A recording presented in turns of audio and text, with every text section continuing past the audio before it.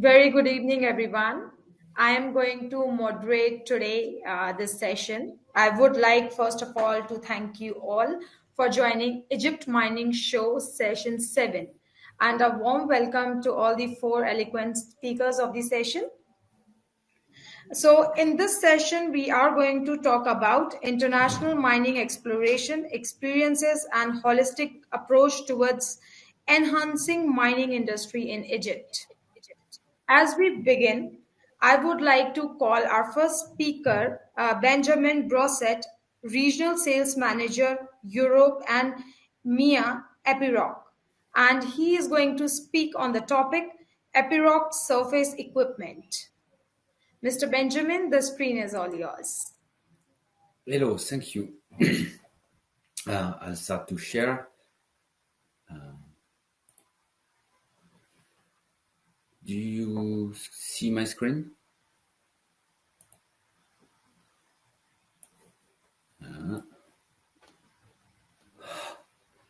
What is it? I'm sorry. No, yes. The third option, present. Okay, Yes, I can see. It's perfect. I'm making it ready. Hello, my name is Benjamin Brosset. I'm the Regional Sales Manager for Rotary Machines covering Europe, Middle East, and Africa. I'm going to present Epiroc, your productivity and sustainability partner. Epiroc is a leading global productivity partner for the mining and infrastructure industries. Our aim is to maximize our customers' operation when it comes to productivity, safety, and sustainability throughout the value chain. We achieve it in close collaboration through products, solutions, and service, made possible by our highly engaged and skilled people. What does Epiroc stand for? A bit of explanation about our company and people beyond products and projects. We provide innovative and safe equipment such as drill rigs, rock excavation and construction equipment, and tools for surface and underground applications. World-class service and other aftermarket support, as well as solutions for automation, digitalization, and electrification. Epiroc leadership position is made possible by its 14,000 passionate employees that serve customers in more than 150 countries. And our annual revenues are $3.6 billion. Epiroc has been created as a spin-off from Atlas Copco in 2018.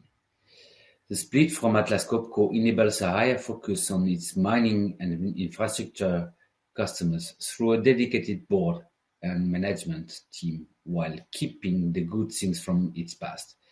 Hence, we call ourselves proudly a 149-year-old startup, the oldest one in the industry, with our strong focus on research and development and a proven track of fast innovation. We are very well positioned as a strong partner for our customers when it comes to enabling productive, safe, smart, and sustainable operations. A bit of history. 1873, André Oskar Wallenberg and Associates founded the company Atlas in Stockholm, Sweden, producing equipment for the Swedish railway network.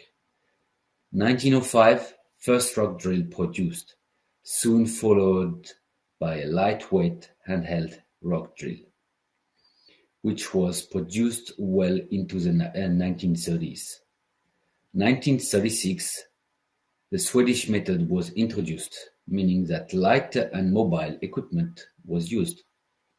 This meant that drilling could be conducted by one man with one machine compared to the previous method that required more labor.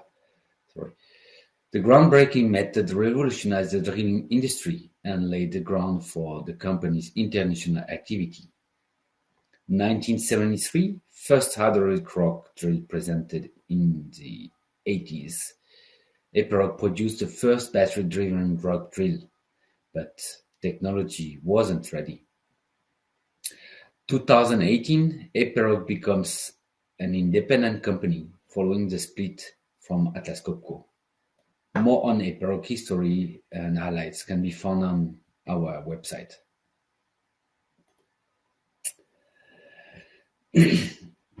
Epiroc have a leadership in selected niches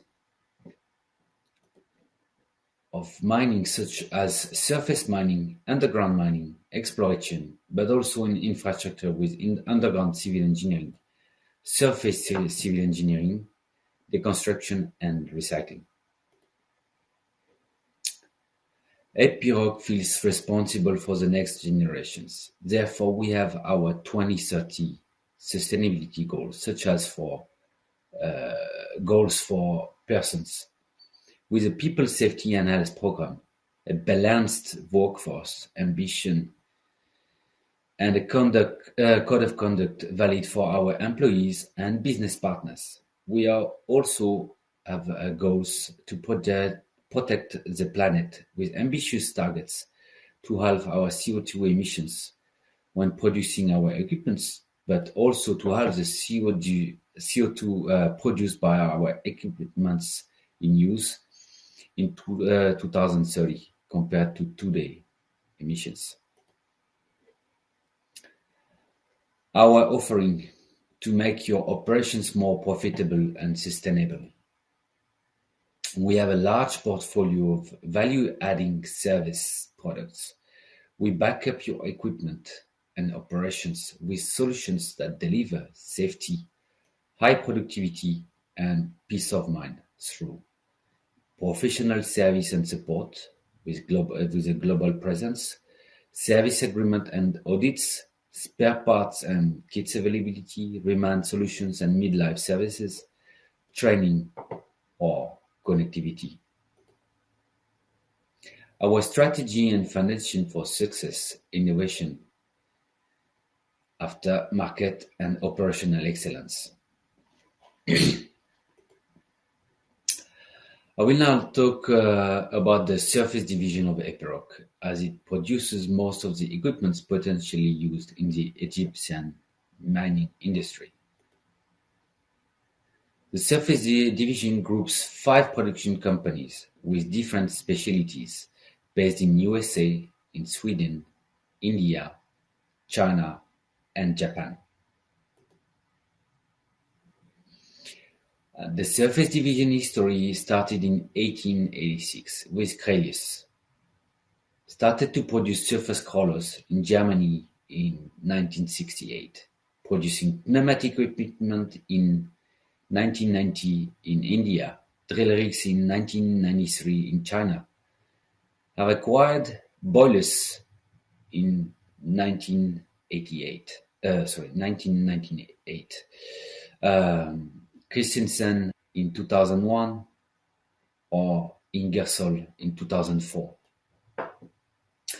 And lately in 2018, we did the part acquisition of ASI Mining. We provide equipment for volume mining, selective mining, aggregates, cement, exploration, energy, and civil engineering. For open pit mining, our products provide solutions for production drilling, pre-split drilling, overburden removal, buffer holes, dewatering, and in-pit grade control. For quarrying applications, our products provide solutions for production drilling, pre-split drilling, and overburden removal. With a specialty drilling application, we provide products to surface core drilling, surface reverse circulation, underground core drilling, water and energy drilling. You probably know the name of our famous products such as the DM series, Pit Viper series, Smart Rock, Flexi Rock, and Power Rock series.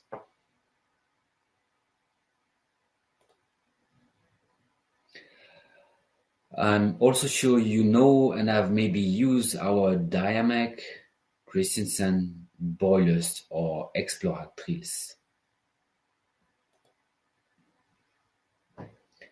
The surface division is not just producing drills for your needs. It's also the sixth sense of the Epiroc way to optimize our customers' value through automation, system integration, and information management, enabling a smart, safe, seamless operation with an offering capability for autonomous drilling and autonomous trucks. We serve both mining and construction with a wide range of solutions that improves both safety and productivity. Digital tools, machine automation up to autonomous process automation and system integration. Epiroc Middle East is a local antenna of Epiroc. It's in brief a high experienced team, customer support provided through a direct presence, but also indirect with business partners. It serves our customers with a multicultural and multilingual service team, a fleet coverage of 1,500 plus machines, a large experience supporting international mining, contractors with supervision agreements, consignment stocks, maintenance agreements, part supply contracts, telematic solutions. Epiroc Middle East does cover 14 countries with a head office in Dubai and 7 service center in Ras Al Khaimah, UAE, and covers Saudi, Egypt, Oman, Qatar, and the other countries with business partners, with customer support and service teams. Epiroc Middle East is also a fully dedicated sales team for underground, surface, aftermarket, hole drilling tools, and hydraulic attachment. Capable to supply from partners' warehouse, Epiroc warehouse, free zone in the region, directly from Epiroc or product companies from our distribution centers or partners. We can provide in Middle East on-site based technicians, mobile workshops, digital solutions, aftermarket back office. We are present for you, backing up your equipment with solutions that deliver safety, high productivity, and peace of mind, such as a full range of service, training, parts, or reman solutions. If you have any question, please drop a message in the discussions chat in private or public, and I will be pleased to answer you. But you can also contact our local partner, Gaburoto. They will be pleased to answer or provide solutions for all your needs. Thank you.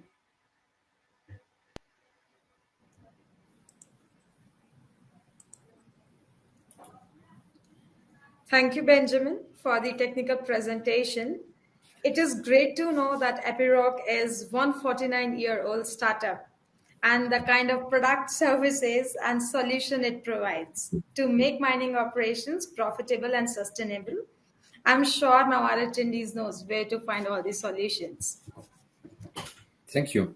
Yes. So if any person is having any questions for Benjamin, as he told, there is a tab Q&A if you want him to answer. So please put your questions. I'll be picking up at the end of the session.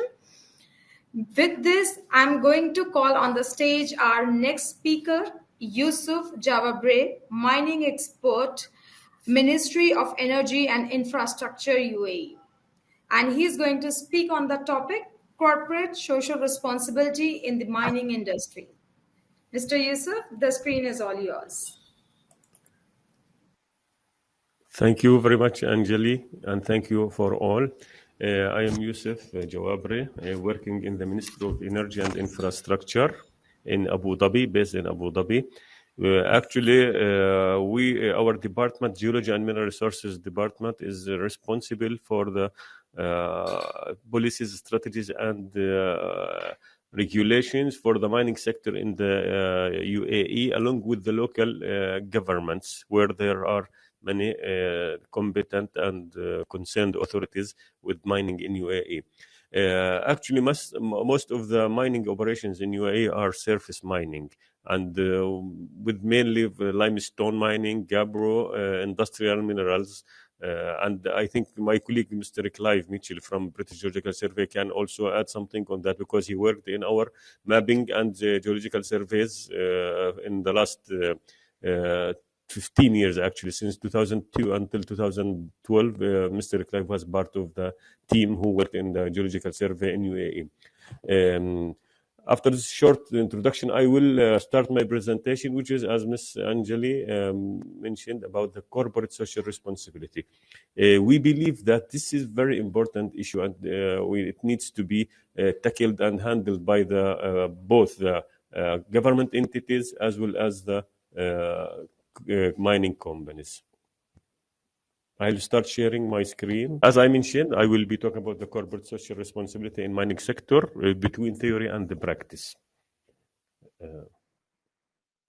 The outline will be in quick, a brief about mining industry and about sustainable development, and then I will just discuss some key sustainability issues in the mining and what are the factors that have an impact or influence on the mining sector sustainability. Then I will go to the corporate social responsibility in mining.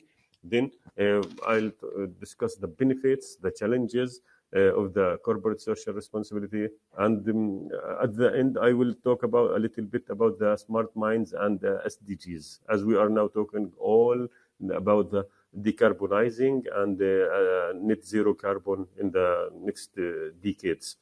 And lastly will be the challenges about the smart mines. Okay. Mining industry overview, it has always been a driving force behind economics. It's also a fast-growing industry and highly profitable contributor to the GDP. In UAE, the mining industry is ranging from extraction metals, gypsum, to the extraction of stone and crushing industries. UAE applies the most advanced technologies and the best scientific methods in this sector. There are limited and particular laws and legislations to regulate the mining and quarrying activities in UAE, including environmental laws, regulations, and guidelines.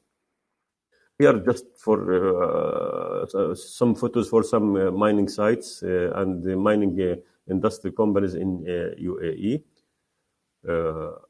Also, the sustainable development, by definition, it is a process of land development at urban communities and businesses, considering needs of the present without compromising the ability of future generations to meet their needs. In other words, we have to utilize the resources, but also we have to keep them or preserve them for future generations. We have to also maintain the biological and physical systems of the planet. We have also to develop the needs for various natural resources like fossil fuels, water, mineral resources, etc. Mining and sustainability, there is a strong relation for sure, because there are some schools or two schools, let's say, in the mining and sustainability. One school considers that mining is as an inherently unsustainable activity, as it is based on exploration of non-renewable resources, because these resources are depleted, so they consider that it is unsustainable activity. This is, I think, the traditional school.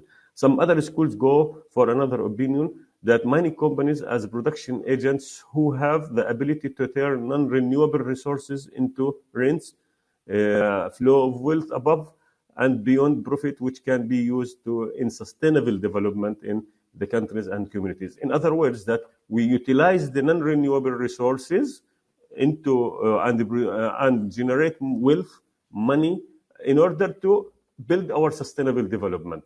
So these are the two schools where the mining and sustainability always having, let me say, debate or argument. Some key issues in the mining, in the sustainability in the mining sector. As identified by the Global Reporting Initiative, GRI, and Dow Jones Sustainability Index, the following are the main sustainability issues: is the environmental issue, the social issue, economic issue, and country level governance. These are the main issues for the sustainability.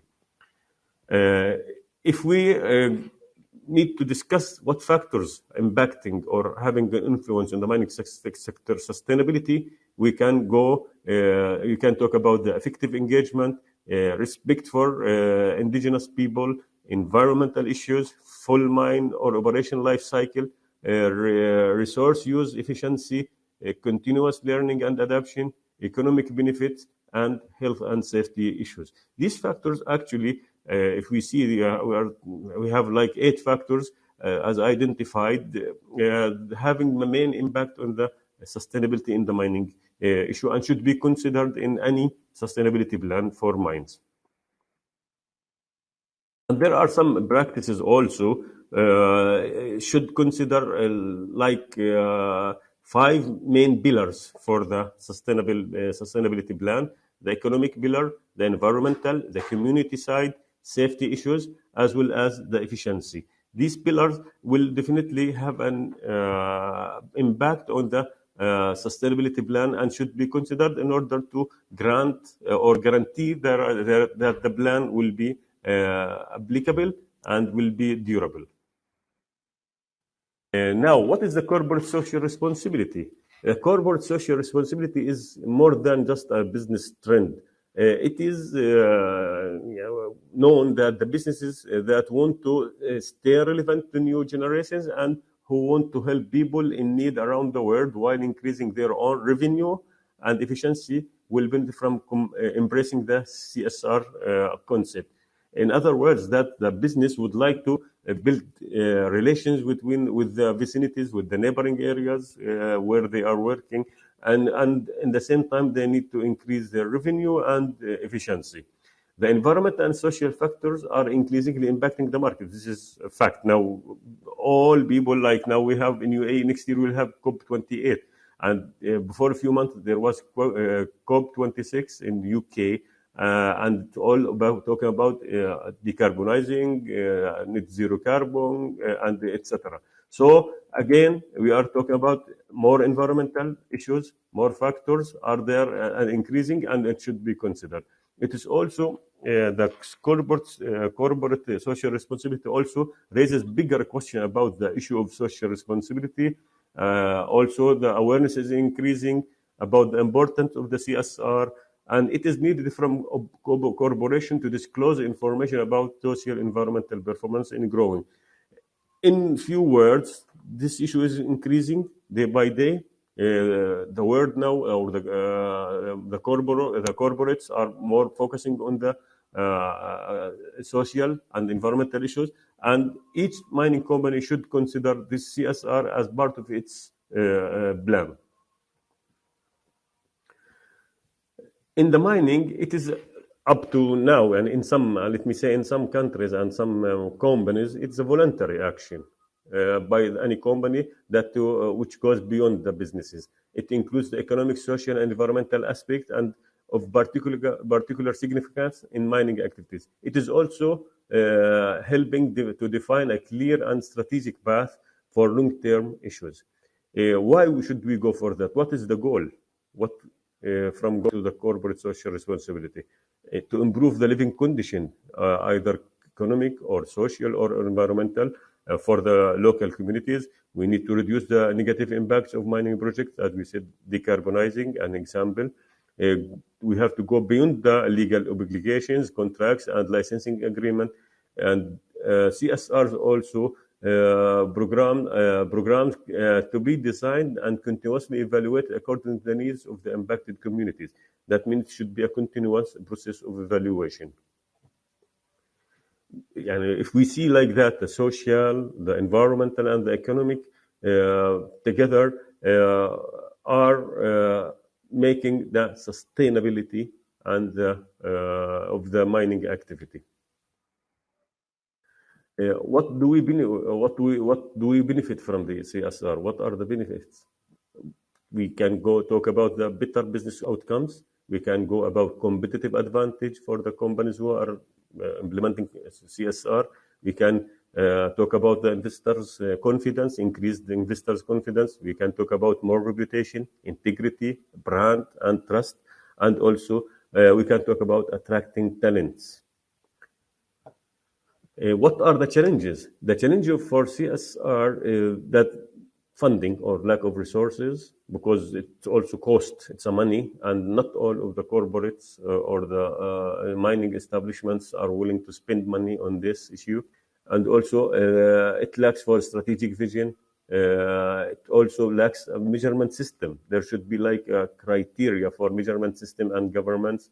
It is not mandatory in most of the standards. It's coming like some, let me say, minor articles in some environmental laws or regulations. And lastly, very low willingness to pay for CSR. As we said, that not all the people are willing to invest in this CSR. If we talk about the smart mines and SDGs, we can find that there is a strong relation about the mining and the SDGs, and this relation will have very, very direct impact on the SDGs. If we talk about, for example, the life on the land as SDG number 15. It is very important. So the relation between the mining and the life on the land is strong, very direct. If we talk about moderate direct, we have talk about good health. It's also coming under the environmental issues, the good health of the vicinity or the neighboring areas, and so on. So in other words, mining SDGs are correlated. CSR as part of the sustainability is also part of the priorities should be considered in the planning the smart mines. What are the challenges? Again, lack of resources, updated mandates and regulations are needed, infrastructure requirements to be also considered, and management support, top management support. And in conclusion, smart mines will produce less environmental pollution. Smart mines will impact the SDGs. Smart mines will be promoted and supported, actually. Best practices in sustainable mining to be used. Funding is important. Sustainability regulations to be updated and adhered to. New technologies to be utilized. Awareness to be increased and implemented. And involvement of local communities should be a part of the sustainability and CSR plans. Thank you very much for your time, and I hope I didn't take a long time from you. Thank you very much.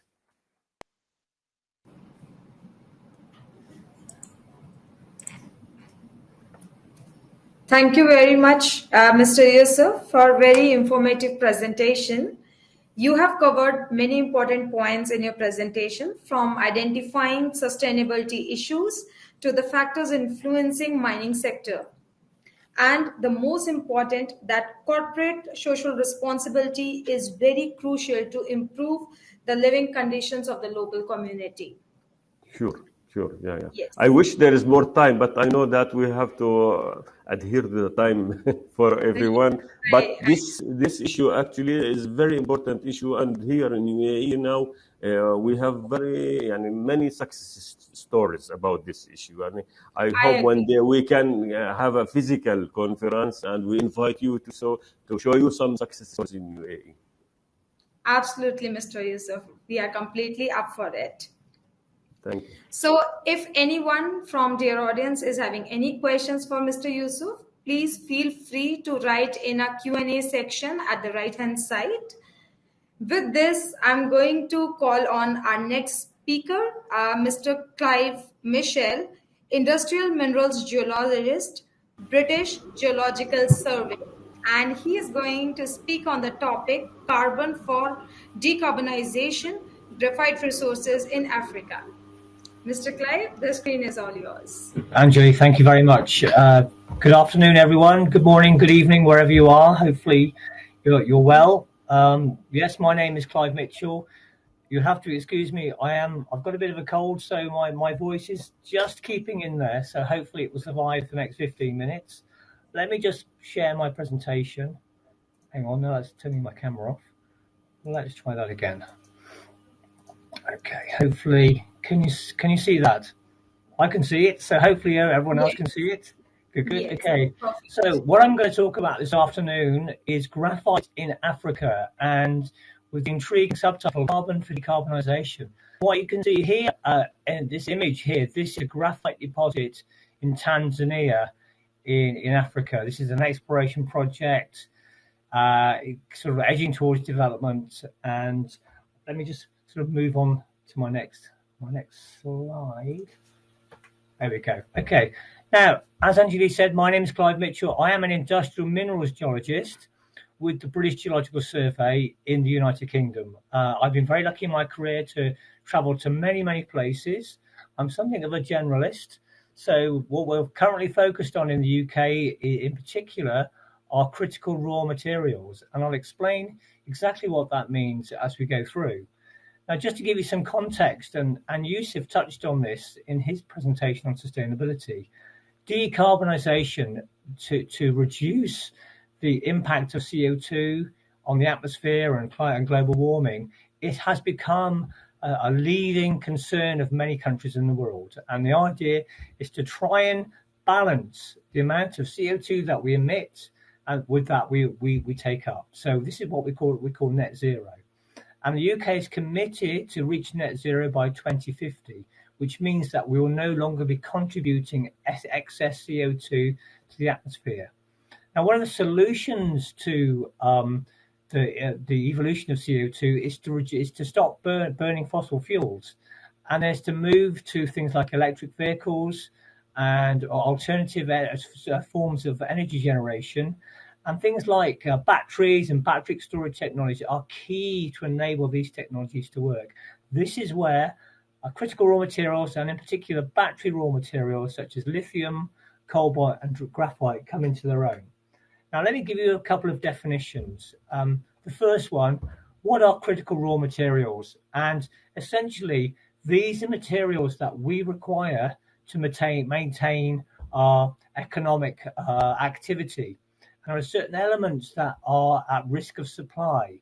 We are concerned, we are worried that we will no longer be able to get hold of these resources to enable us to continue making the technologies and allowing our industries to continue. In the UK, for example, at the moment, we're suffering from a shortage of chips, computer chips, which has impacted on the car production, which is impacted on the price of second-hand cars. These things have repercussions throughout industry. So you can see here's a range of minerals which are known as critical raw materials. And this is a list, ever-growing list, produced by the European Commission. As well as critical raw materials, we have something known as battery raw materials. And these are essentially those minerals and metals which are required for what we call the energy transition. This is the move away from fossil fuels into renewable energy, into battery technologies. And these elements here, you can see things like aluminium, cobalt, graphite, lithium, are used in rechargeable batteries. So this is what we mean by battery raw materials. And you can see there is overlap between the battery raw materials group and the critical raw materials, and graphite sits on both of those lists. So let me talk about graphite. Well, graphite is used primarily as the anode in a lithium-ion battery, and the cathode is normally made of nickel. And then you have lithium. The lithium is important in then exchanging charge between the cathode and the anode. Currently, China dominates the world supply of graphite, and it's the only producer of something known as high purity spherical graphite.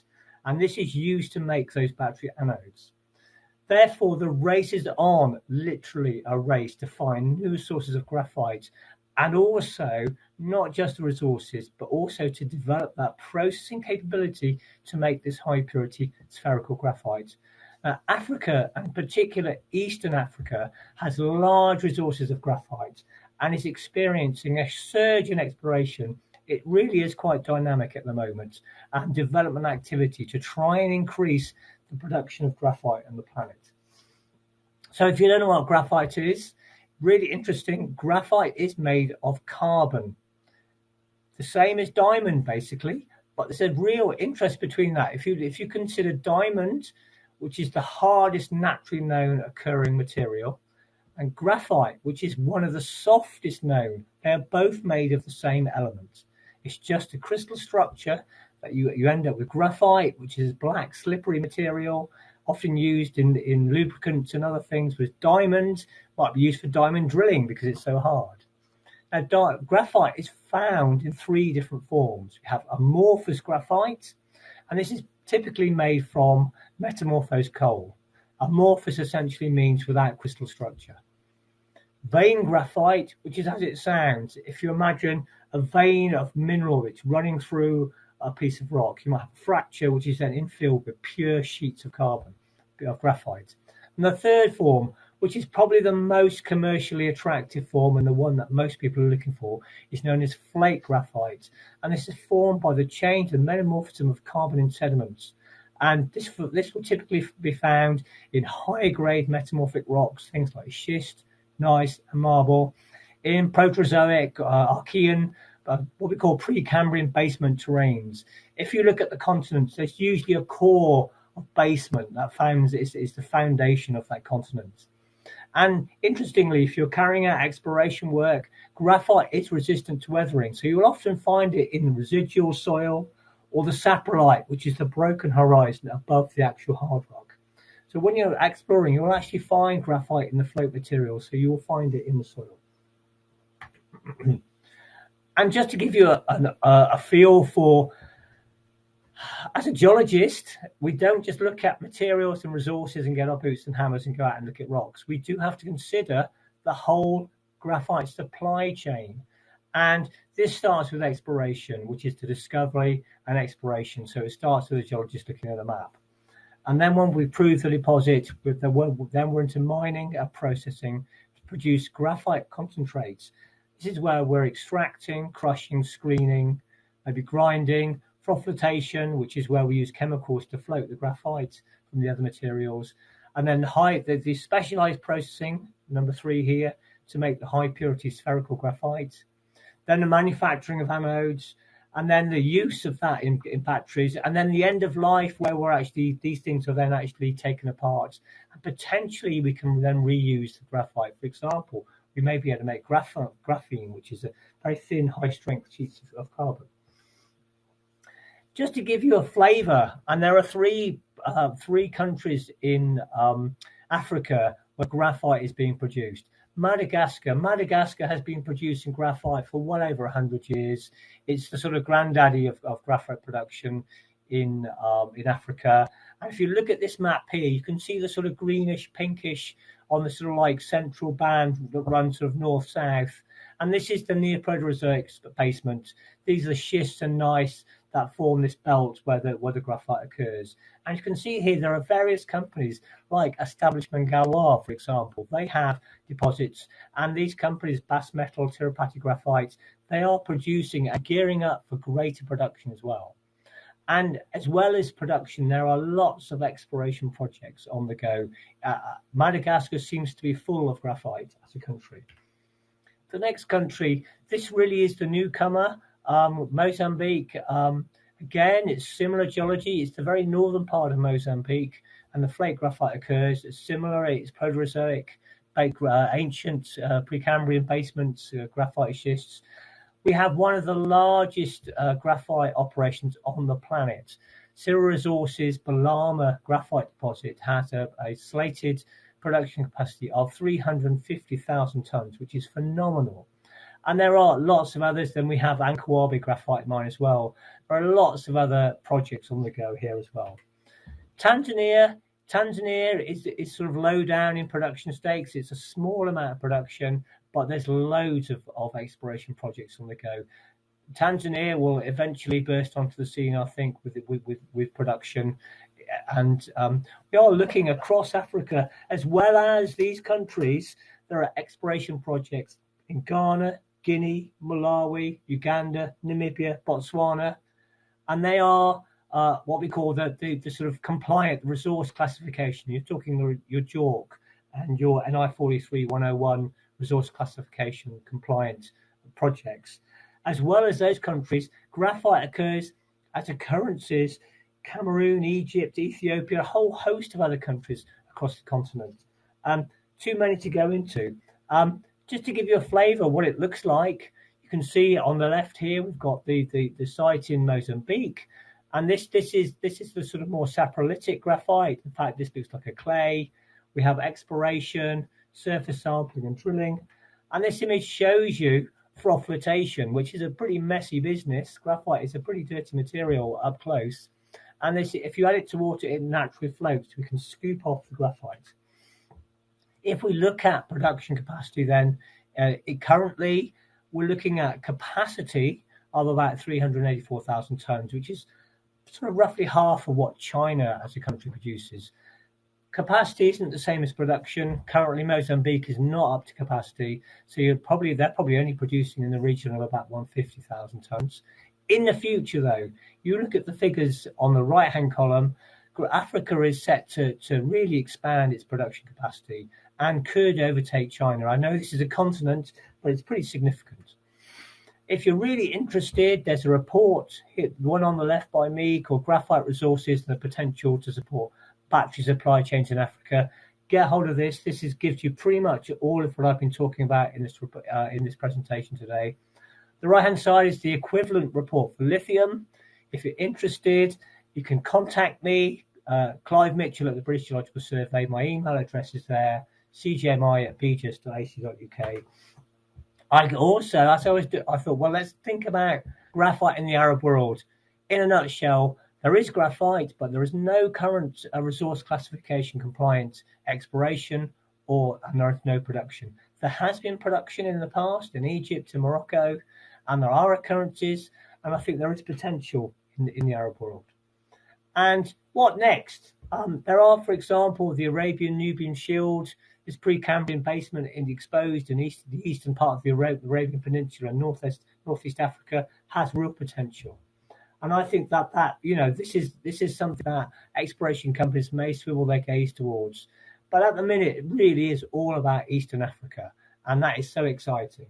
But the one thing that even though the graphite is there, for the processing capacity, that is the bottleneck.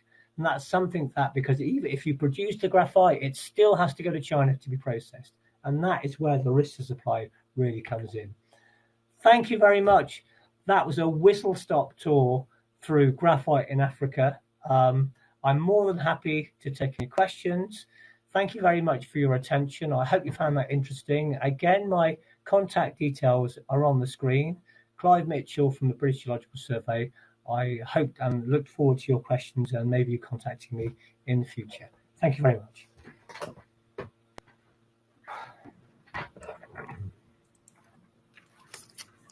Thank you very much, Clive. It was a wonderful technical presentation. Even though you are not well, you have presented it very beautifully. So we get to know more about graphite today, like what is it, where it is found, what's its supply chain. If anyone is having questions, please feel free to put in Q&A tab on the right-hand side. With this, we are going to move on to our next speaker. That is Joyce Misoi, founder, chair of Kenya Miners Marketing Cooperative Society. And she's going to speak on an overview of Kenya's mineral resources and mining industry. Joyce, the screen is all yours.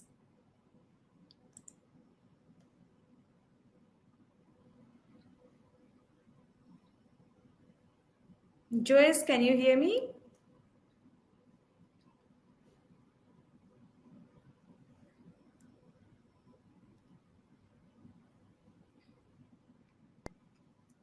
I can hear you. Thank you very much. I'm just trying to share my screen. Very sure, grateful. You can also, thank you.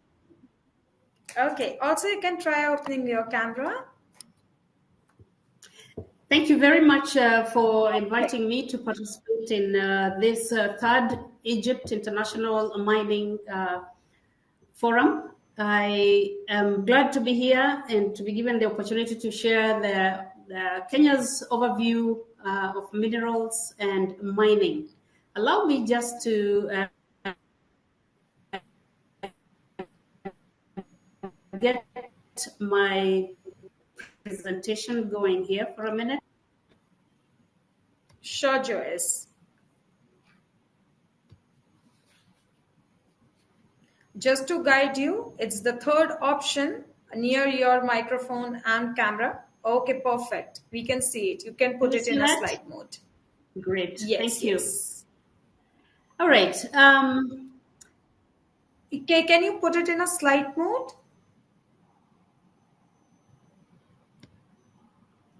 Sorry. That's fine.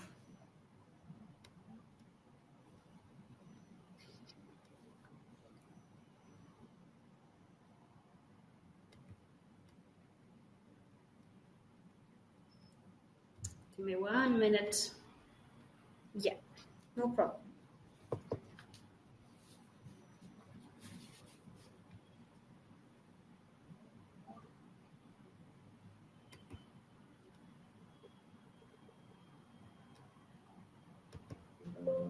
Sorry.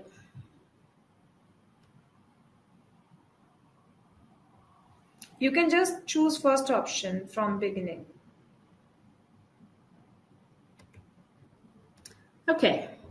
Are we on now? Yes. All right. Thank you for your patience. So my name is Joyce Misoy, and I am with River Investor Center, as well as the founder and chair for the Kenyan Miners Marketing Cooperative Society. I am glad to be here today, and I'm delighted that everybody is safe and having come out of the pandemic situation altogether to be able to share this information. So I'm here to share an overview of Kenya's mineral resources and mining industry. A little background about Kenya. It's located at the heart of East Africa, famous for its beautiful beaches and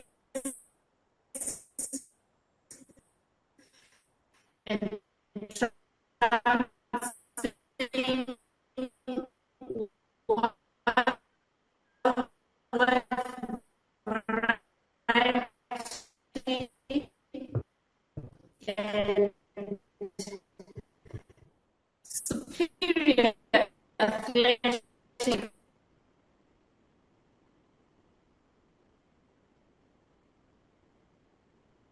to the west and Tanzania to the south.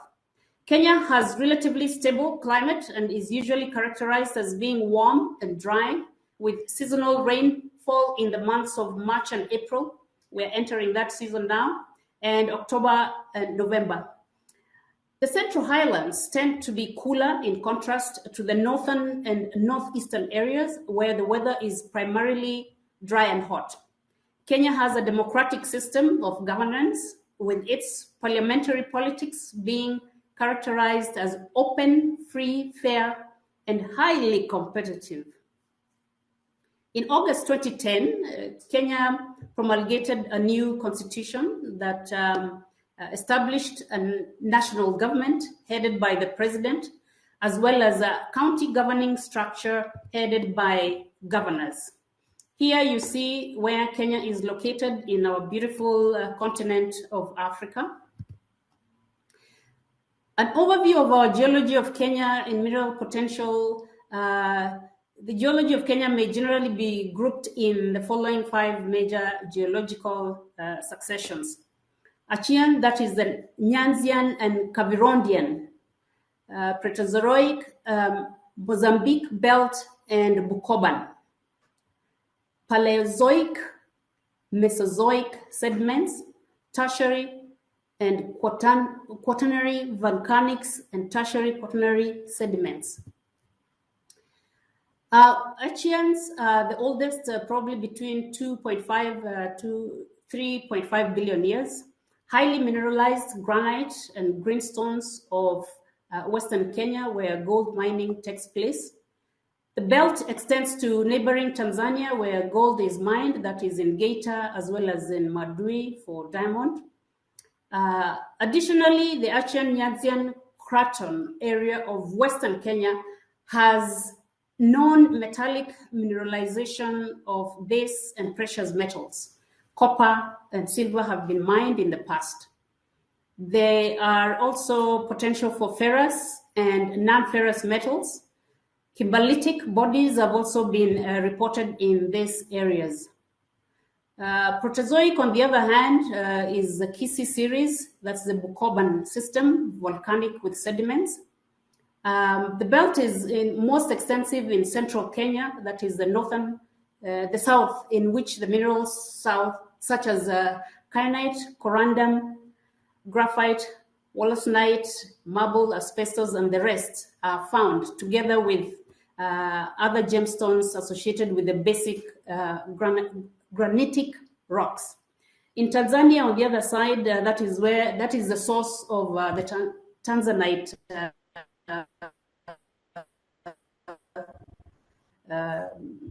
gemstones.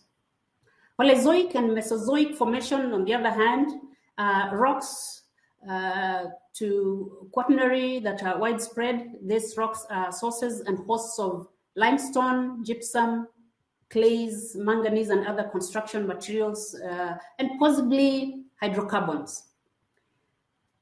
Base metal mineralization, on the other hand, lead, zinc, barite, and copper are known to occur in the same sedimentary basin along the coastal belt.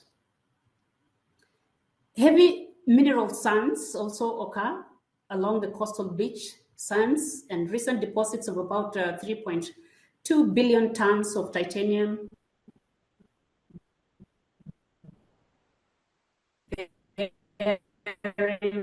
have been discovered in Kwale.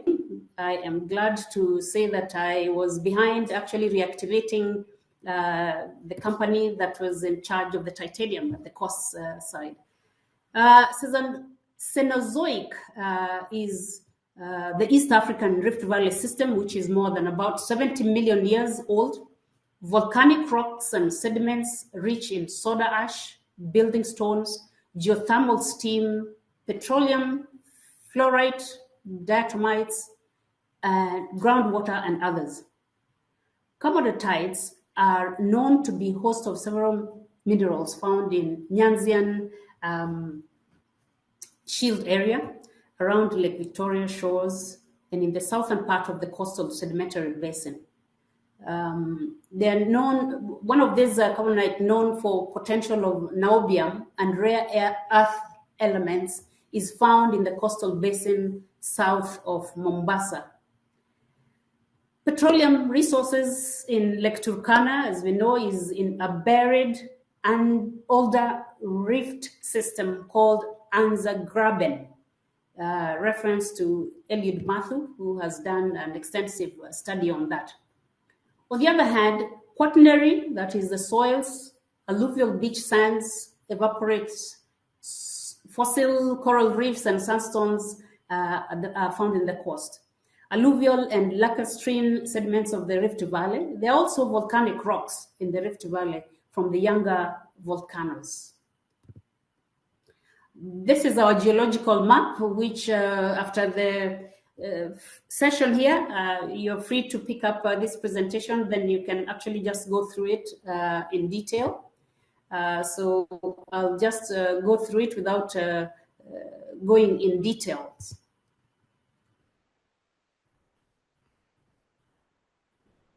This is just showcasing the mineral distribution, map 1 and 2, of where we have all those minerals that we have just mentioned. Mining and mineral exploration in Kenya. Kenya is still in early exploration of its mineral potential, and the country still remains largely unexplored. Initially, Kenya was made to believe by her colony that it had no mineral resources and that its main economic activity was agriculture. This led to reduced exploration for minerals and the mining industry being ignored, therefore lagging behind. Various research works and exploration has, however, showed that the country has potential to boost its economy through mining. The country is vastly underexplored for minerals, and its mining sector is currently dominated by the production of non-metallic commodities. Continuous expansion of infrastructure such as road networks and electricity continues to open up mineral potential areas for exploration across the country. Export statistics for Kenya indicate a constantly growing sector, notably the Kwale Sands, which is the first large mining development in Kenya since 1911. I'm proud to have been part of this process. A little history now of mining in Kenya. The first geological report in Kenya was published in 1933 and mainly focused on Western Kenya and gold-producing areas. In 1950s, Kenya was famous, almost at par with Ghana, Gold Coast. I say almost, because of production of gold in Rosterman mine in Kakamega and the Makalda mine in Migori, South Nyanza. It is worth noting that the mines were closed haphazardly during the independence, as the economy was not in the hands of indigenous people. Soda ash is among the oldest extracted minerals and has been going on since early 20th century. Gilgil diatomite has been mined since 1950s. And in Kajiado, marble quarries likewise have been there, presumably from 1950s. Some of the non-metallic commodities that are mined in Kenya are soda ash, fluorspar, diatomite, limestone, gemstone, and sand. Allow me not to go into the details of what these various minerals are, but I would say that soda ash is the leading Kenya's mineral export and is mined at Lake Magadi in Kajiado. That's the floor of the Rift Valley by Magadi Soda Company, Tata Chemicals. It occurs in crystals that are called trona. Soda ash can also be referred to as sodium bicarbonate. Extraction of soda ash is done through the open cast method using powerful machines known as dredgers. This is one of them, as you can see here in Lake Magadi.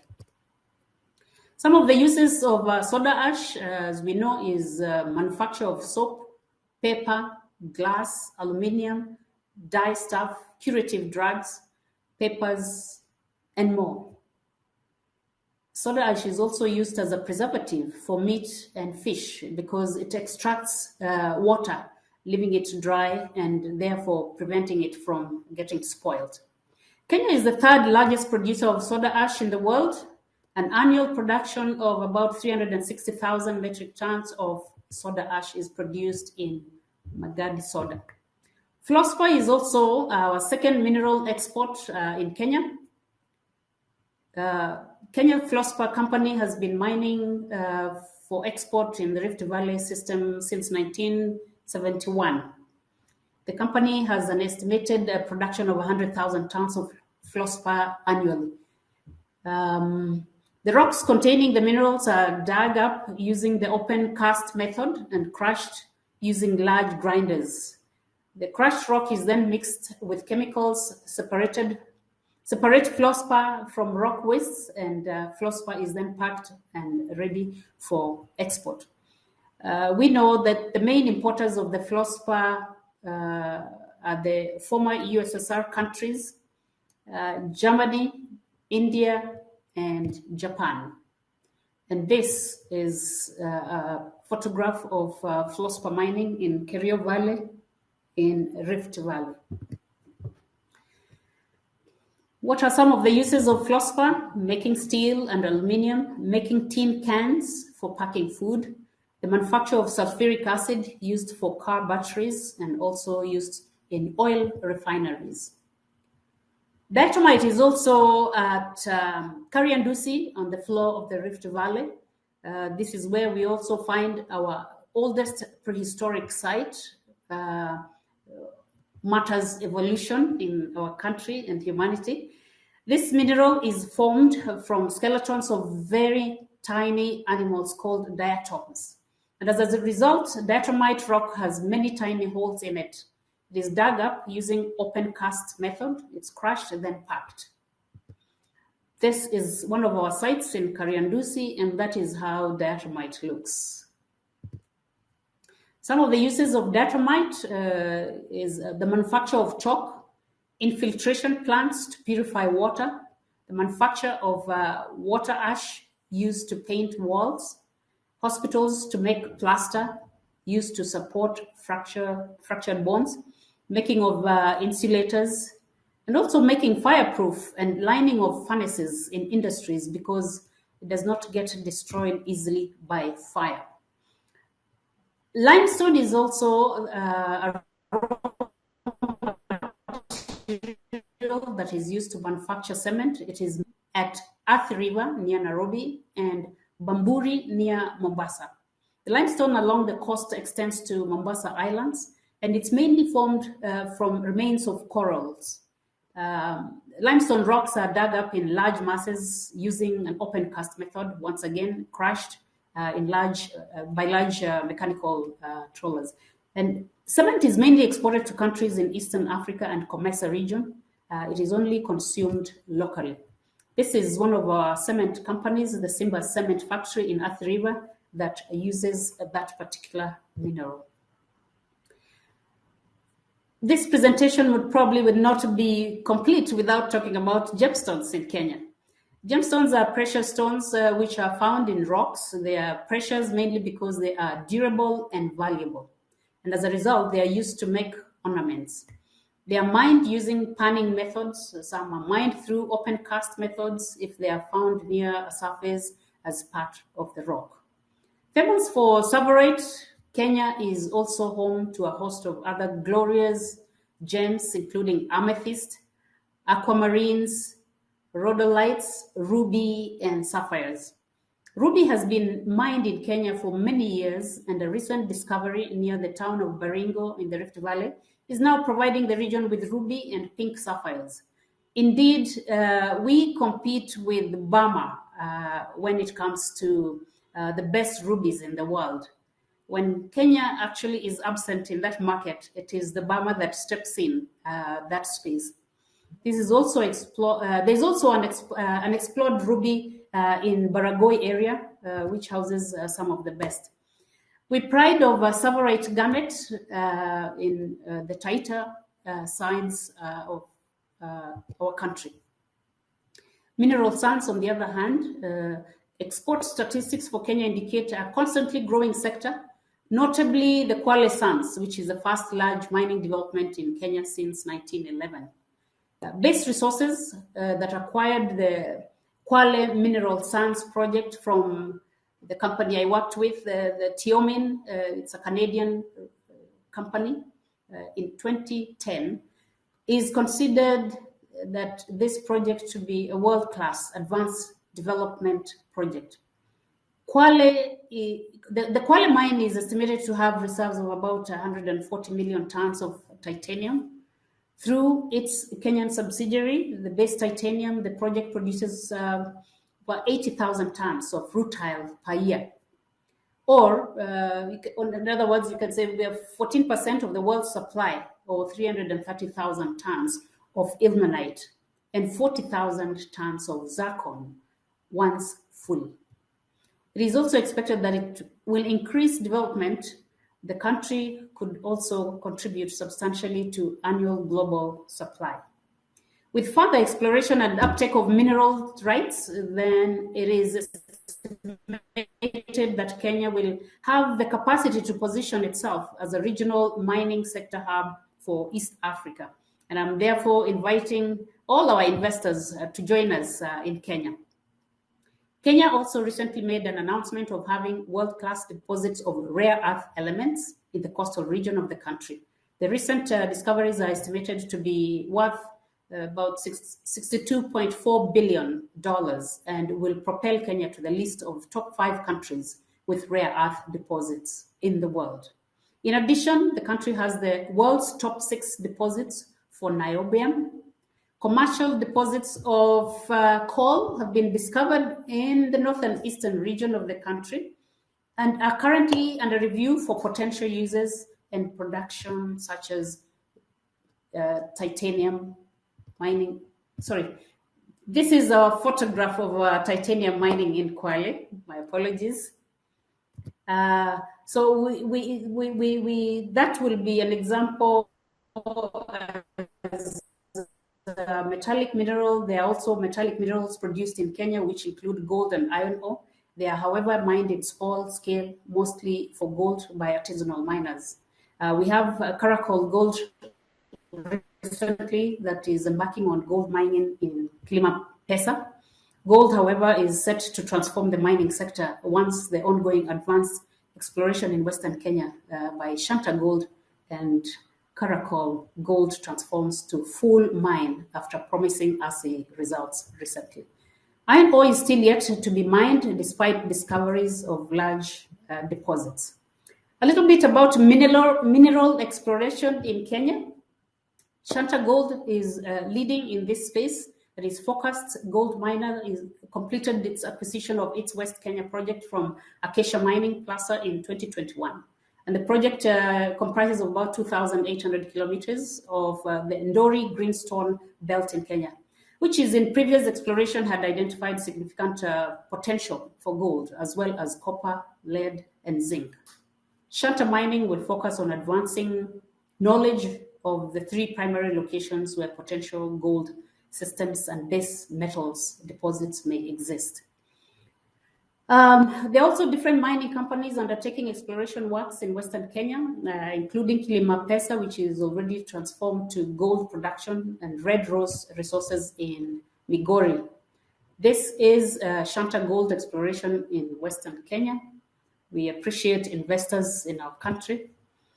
Oil and gas, briefly, petroleum exploration in Kenya began in 1950 with Lamu Basin. It wasn't until 2012 when the first commercially viable oil discovery was made in the Tertiary Rift, followed by the significant gas discoveries in the offshore Lamu Basin. To date, over 86 wells have been drilled, with majority within the Tertiary Rift Valley. Tullow Oil made a discovery of crude oil in Ngamia 1 in 2012, and the country is gearing to first production export of oil somewhere around 2023. This is Tullow Oil drilling rig in Turkana and 2012 findings. Well, I will not talk very much about artisanal miners and the small-scale miners, although they really occupy a very important space in creating jobs in Kenya. Artisanal mining in Kenya refers to the informal mining activities carried out using low technology or with minimal machinery. They are unorganized, small-scale mining activities that does not make use of sophisticated machinery. Small-scale mining, on the other hand, refers to organized miners that may not necessarily use sophisticated machinery, but have a higher revenue turnover. They are mainly carried out in gold and gemstone industry. Though it's largely disregarded, we all know that it's estimated that over 100 million people worldwide rely on the sector for income. This is our artisanal miners space. Let's talk a little bit about our legal framework. Kenya recently passed its long-awaited Mining Act 2016-21 and new mining regulation that are in advanced phases of drafting and public consultation. I'm glad to say I'm also was instrumental in mobilizing stakeholders towards amending of the mining bill. The Mining Act and the draft mining regulations lay out the new legal framework for the mining sector in the country, including the artisanal mining sector. This recognition of artisanal and small-scale mining is an important first step for the success of any process and talk about the economic impact briefly, which definitely improves livelihoods for the local communities. The money generated from the mining activity is directly used to support livelihoods for the local communities, and therefore living standards are improved. Foreign exchange influx from artisanally mined products for export, that is the gold and gemstones, is significant in Kenya. And without artisanal and small-scale miners, the trade balance of the country would be probably much worse. Revenues contributes to government revenues through spending on VAT taxed goods. Without ASM, artisanal miners and small-scale miners, the money that miners and their families spend would not be available for spending in Kenya. Briefly, Kenya Mining Act 2016, little background on it. Initially, the Mining Act 1940, Chapter 306 of the laws of Kenya regulated all mining activities in Kenya. The legislative proposal giving rise to the mining bill was submitted by the Cabinet Secretary for Mining with an aim to repeal the existing legislation.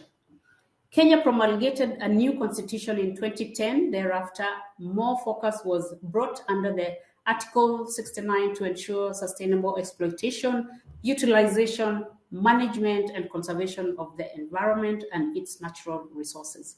So the bill, therefore, embraces technological advancements by providing for computerized mining cadasters and registry system, which includes an online transactional facility to enable applications for the granting and renewal of mineral rights to be submitted online. So this can be done from anywhere, wherever you are.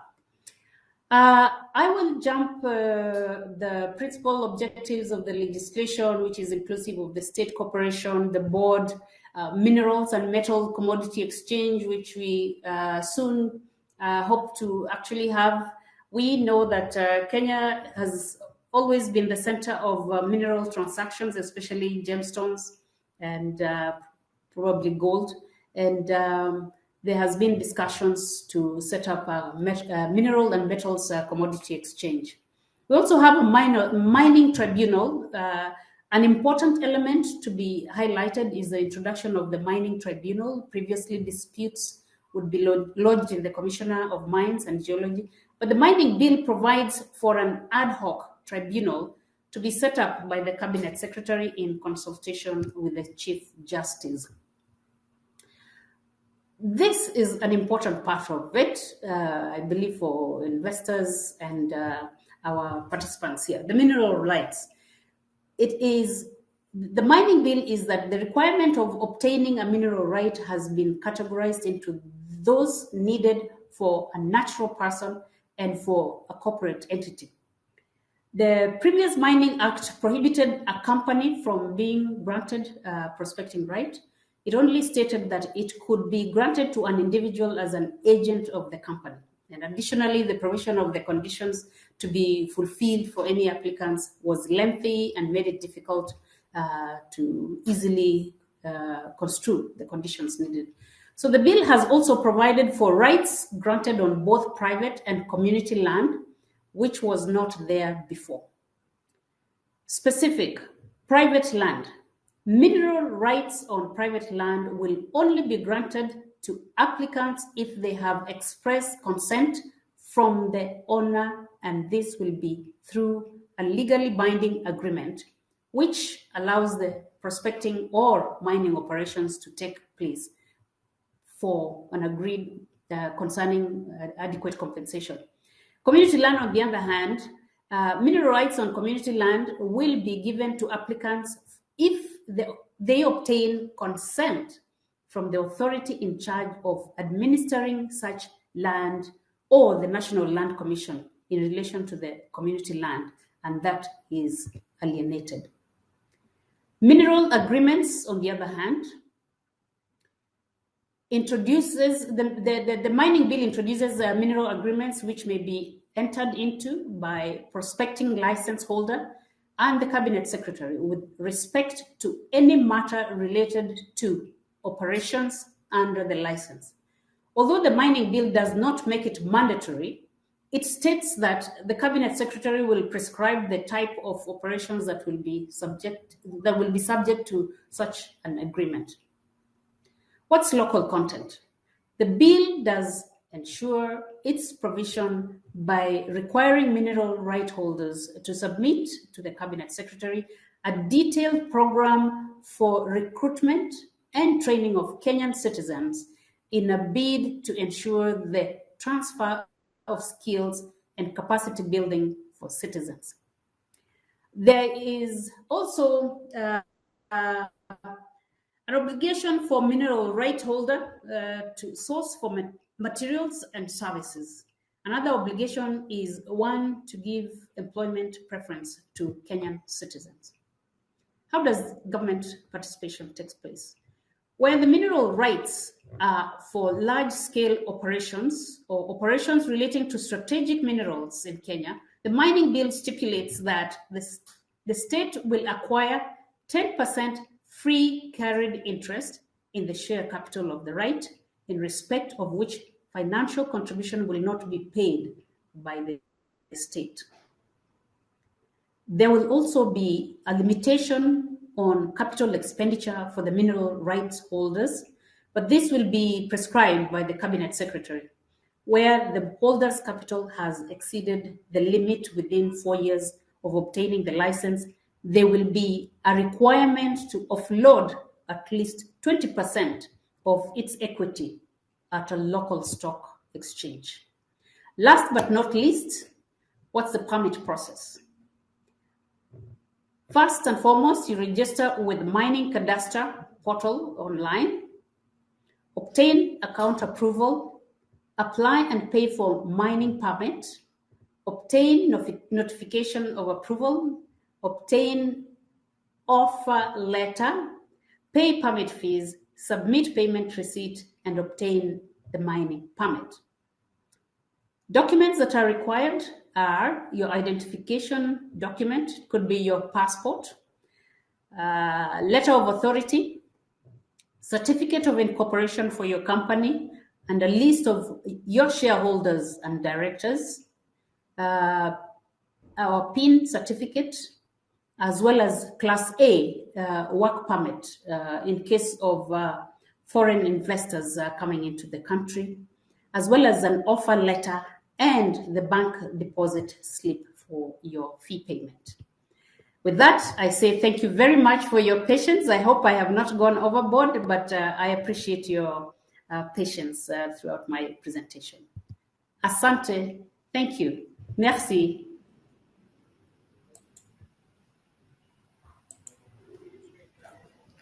Thank you very much for such an insightful presentation. I am sure that we all know about Kenya mining industry now and the permit processes.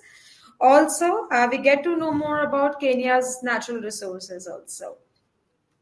So if anyone is having any question for Ms. Joyce, feel free to put in a Q&A tab on the right-hand side. And now we are moving on to the question and answer session. I would request all the panelists to please switch on their cameras so that we can have our discussion. I'm going to pick the first question. Ms. Joyce and Mr. Benjamin, it would be great if you will open your camera as well. Yeah, you can mute yourself if you want. However, it would be great if you open your cameras. So I'm going to pick up the first question. That is, what is the exploration rig market in the Middle East compared to the blast hole drilling market? As you mentioned, that we all know the blast hole rig models, but not the same with exploration. I think this is the question for Mr. Benjamin. Mr. Benjamin, would you like to comment on the same? Exact. I already did comment on the chat. So yes. Basically, exploration market relies on the economy and metal prices. When the economy is down and metal prices up, there's a lot of exploration, and when the metal prices are down, there's less demand. There's also production exploration, which is with reverse circulation. So that's it, I think. Perfect. Any other comments on this? Okay. Moving on to the next question.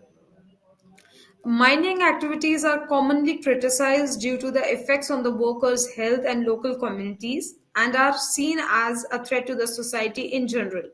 With these challenges, how can the companies deal with the compatibility between the productive activity and the CSR? So, Mr. Yusuf, I think this question is for you. Would you like to comment on the same? Yes, Anjali. Thank you for the question. Actually, as I mentioned in the comments also, that now the technology is improving and developing very quickly. And if you compare nowadays with 20 years back, maybe 20 years back, it was not possible to control the emissions and the dust particulates from the mining activities like now. Now also we are talking about circular economy, it's also a new technology. So what I want to say that now with the development of the technology, now it's easier to control the adverse impact of the mining activity. And this is a good step in order to improve the impression about the mining activity, because the impression that it is a bad activity and it creates adverse impact and blah blah like that. So what we can do with the new technology, we can make a plans for my emissions control, environmental impact control, mitigations and management, and at the same time put a social plan. As we mentioned, now the plan should be economic plan as well as social plan. So I don't think now it is now a big deal or big problem for the mining companies to adapt new technologies, adopt the new technologies, and invest in this issue in order to be part of the local communities and neighboring areas. Thank you, Mr. Yusuf, for the insight. Any other comments? Okay, perfect. So, moving on to the next question. So, we are having, how could the decarbonization shift demand for the key minerals? Will this be a reason for the growth of low carbon technologies? So, I think, Clive, this question is for you. That I think I touched on this in my my presentation. Definitely, decarbonisation is having a big impact, not just on industry and exploration projects, but on government priorities. I know, for example, in the UK, we are very concerned about supply of minerals to enable the sort of the clean energy transition. And this is what we're talking about really, is providing raw materials that, like graphite, lithium, nickel, that can create those batteries that we need to have electric vehicles. You can't have an electric car without a big battery to go with it. You can't have that battery without the raw materials. 2030 is predicted that we will see a significant increase in the demand for those raw materials. And at current projections of development and production, we won't be able to meet that supply. So there's going to be a huge surge in exploration, I think, because what will happen is the commodity price will rise and exploration companies will then think this is a good bet. Let's shift from exploring for gold and let's move into graphite and lithium. And already gold companies are doing exactly that. It's interesting that in some terrains that you see graphite associated with gold, and gold companies are now setting up small companies to then develop the graphite that they've discovered. The same exploration techniques that you use, the electromagnetic exploration, geophysical techniques, to find raw materials, find graphite. So I think exploration companies will shift emphasis away from the bright, shiny gold mineral away to these other minerals. I think that will happen increasingly. So I think there will be a rise, and this will have impacts on us as consumers. Things will become more expensive, potentially, unless we can meet that demand. So whether there'll be new materials, I suspect that who knows with technology developments that's possible. But at the minute, it is really about lithium and graphite, nickel, and those other battery raw materials. That's it. That's my answer. Thank you very much, Clive, for sharing an insight on the same. Any other comments on the same? Okay. So, with this, I would like to thank you all the speakers here for making this a very interactive session and for sharing so many insights. Now, we are going to start our next session shortly. So, I would request you all that you can join in the other session also as an attendee. And I'm going to end this session, and all the attendees will be moved to the next session. That is our VIP round, and it is going to start at 3 p.m. Egyptian time. Good stuff. See you all there. Thank you.